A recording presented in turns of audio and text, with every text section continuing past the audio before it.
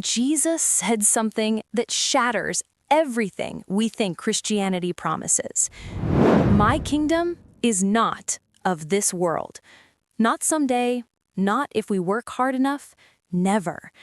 Why would he say this? Earth's suffering isn't proof that God failed. It's proof he trusted us with something far greater than comfort. We've been chasing heaven on earth for millennia, but what if we've been chasing the wrong thing? What if earth was never meant to be heaven, but the forge where we become beings capable of heaven? Let me show you what Christ actually promised and why Rudolf Steiner called it the most liberating truth in existence. When Pilate asked if he was a king, Jesus replied, "My kingdom is not of this world." Not yet. Not one day. Is not. Then in Matthew 10:34, he says something shocking. I came not to send peace, but a sword. A sword? From the Prince of Peace? He's telling us that spiritual truth creates tension with material life. The pull toward heaven and the gravity of earth are opposing forces. And that tension isn't a flaw, it's the point. But in John 14:27, he offers something luminous. Peace I leave with you. My peace I give unto you, not as the world gives. Two kinds of peace, two kingdoms. One we can never build outside, one we must build within. For centuries, seekers tried to understand this. Then Rudolf Steiner, after decades of spiritual research, made Christ's words suddenly clear. The spiritual world, what Jesus called the kingdom of heaven, is a real realm. Not symbolic, not poetic, real. With landscapes of thought, oceans of living will, and an atmosphere of pure feeling. We cannot build that realm on earth. Different laws, different substance, different purpose. Trying to build heaven on earth is like trying to build an ocean in a desert. So what is earth for? Earth is the training ground, the gymnasium of the soul.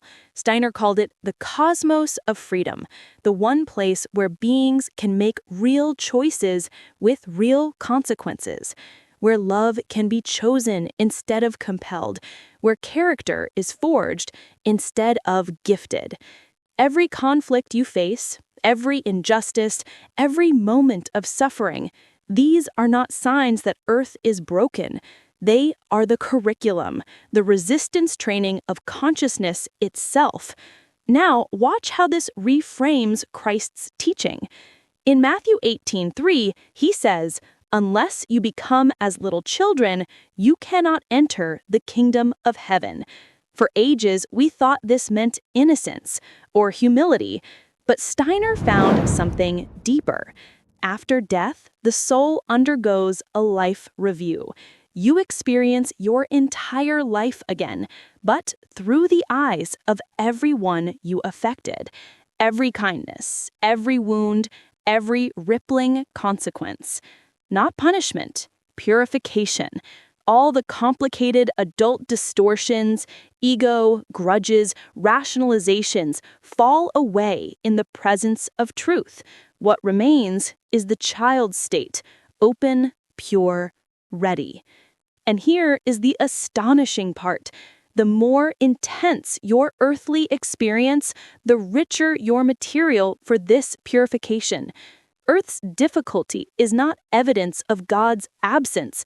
It is evidence of His trust in who you can become. So, is working for justice useless? No, the opposite. The heaven we can create on earth is internal.